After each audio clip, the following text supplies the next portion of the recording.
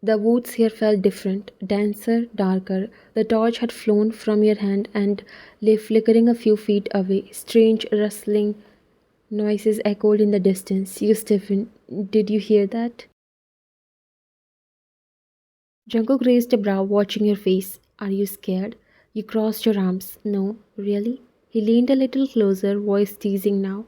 Because you look scared.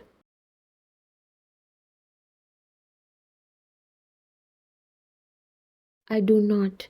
You argued, but your voice wavered. Another rustle, closer this time.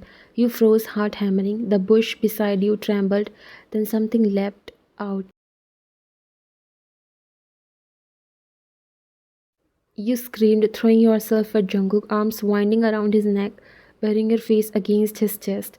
Your whole body trembled as he caught you, steadying you against him.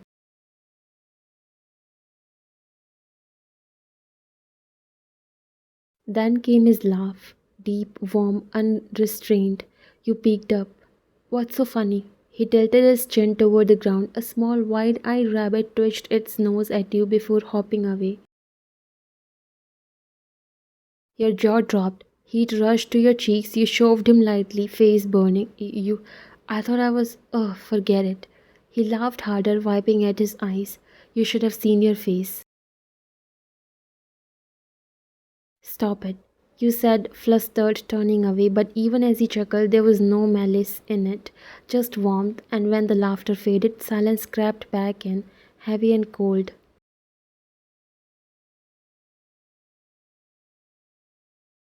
The torch flickered weakly. Jungkook glanced at the sky, then dug into his pocket. We are not going anywhere tonight. It's too dark. Your eyes widened. So what do we do?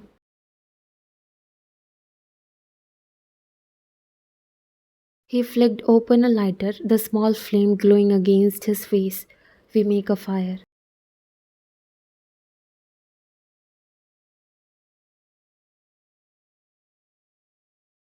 He gathered branches and leaves with swift efficiency, lightening them until a small fire crackled between you.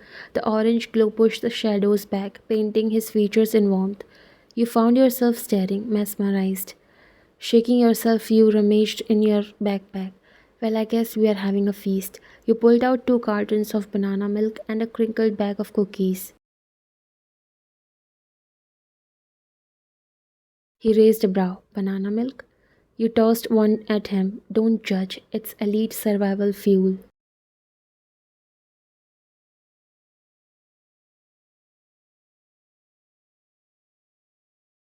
He caught it easily, a small smirk tugging at his lips. Fine, I'll allow it. You clinked your carton against his like a toast. Do not dine tonight.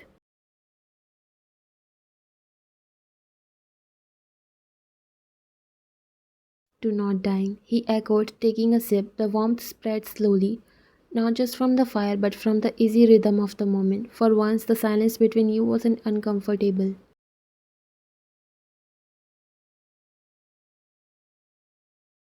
Still, curiosity itched at you. You broke it. Can I ask you something? He gave a small nod. Why don't you talk much, especially to girls? He tilted his head, a faint smirk returning. Then, what am I doing now? Your cheeks heated instantly. You ducked your gaze, fiddling with the cookie bag. This is different.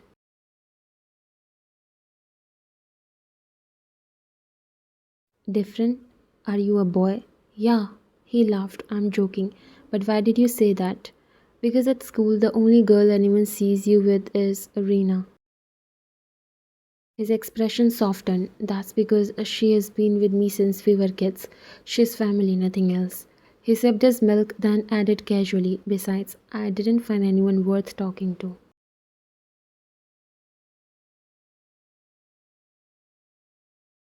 Your brow furrowed. Then why now? He glanced at you over the fire, his eyes catching the glow. Are you talking about yourself? You gave a slow nod.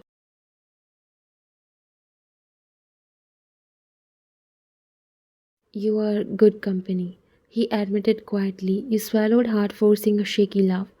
You're not that bad as everyone says. His gaze lingered on you. I'm not bad, okay?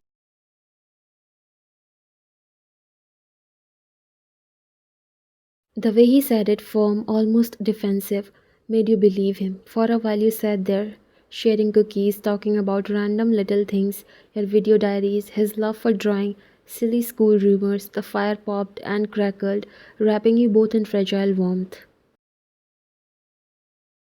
But then something clicked in your mind. You replayed the evening, every detail. The way he had shown up right when you were lost. The way he had said he was finding the way back. You narrowed your eyes. Wait a second. He raised a brow. What? You weren't lost. You said slowly. You followed me.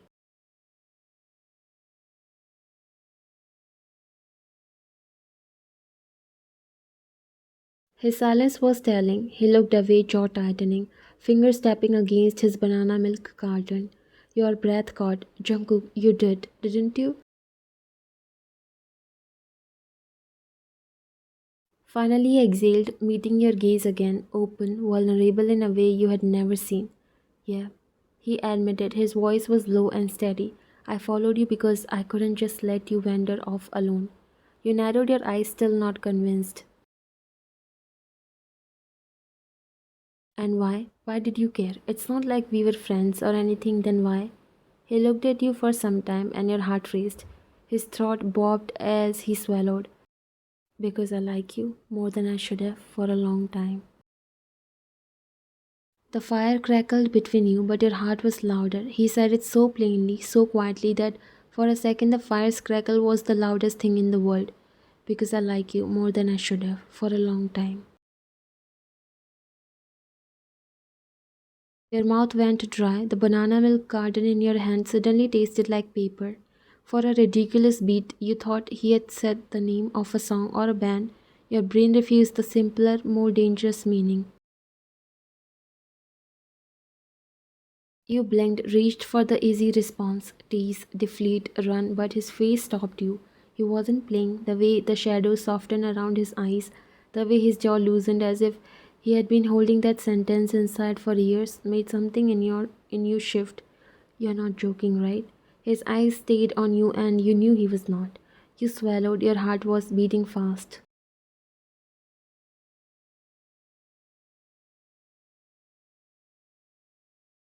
Since when? You asked instead, voice smaller than you wanted. He looked down at his hands as if searching for the courage in his own fingers. When he spoke, each word came slow and honest. Since the first day of high school, I noticed your sneakers first. You always wore the same tired yellow pair in class. Then you started bringing that battered camera of yours. I had seen you on the terrace in the morning, filming the sunrise when no one else came. I drew you a lot. He lifted his left sleeve a little, and in the firelight, you saw a quick crease of graphite smudges near his wrist, like a secreted proof. I always thought I'll talk to her tomorrow, but I never did. Tomorrow kept being tomorrow. Heat rushed to your face in a way that had nothing to do with the fire. You drew me? You said, incredulous and suddenly wanting to see every stupid secret sketch. He let out a breath that might have been a laugh. Not to scare you, mostly bad pencil practice, but yeah, ridiculous, I know. You nudged him with an elbow. That's not ridiculous, that's obsessive. You try to make it sound light, but the words tremble. Also creepy, somewhat. It's not creepy. He grumbled, but nothing like his usual cold grumble. This had warmth hidden under it. It's caring, stupid caring. You found yourself smiling despite the thunder in your chest. You make no sense.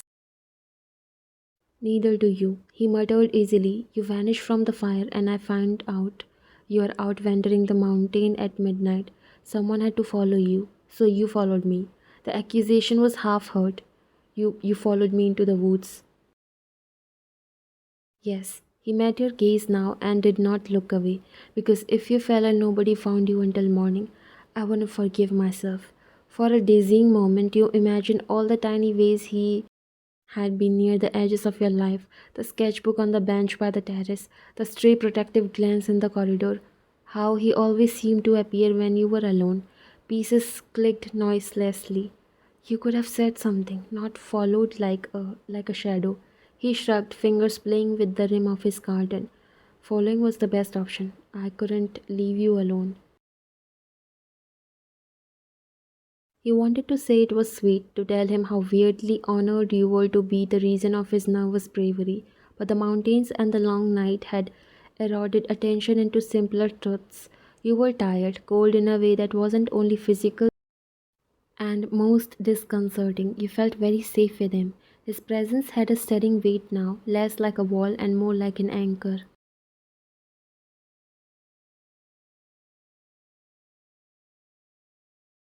So, you said finally, leaning back against a log and watching the sparks float up. You followed me because you like me. That's a lot. Yeah, a lot.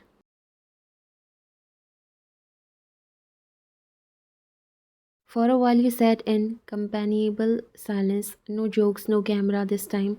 Just the two of you, the warmth of the fire, and the hush of the sleeping trees. He told you small things then, not grand confessions but easy honesty. How Rena had been his neighbor since they were kids.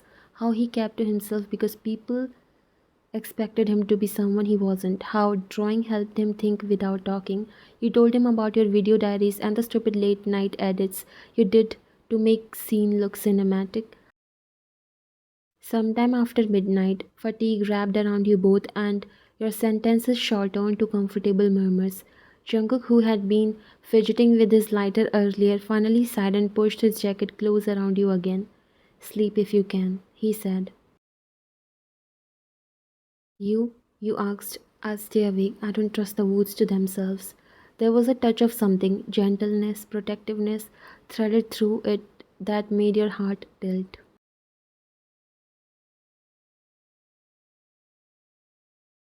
You slept in fits and starts, leaning on his shoulder, camera tucked under your arm like an absurd talisman.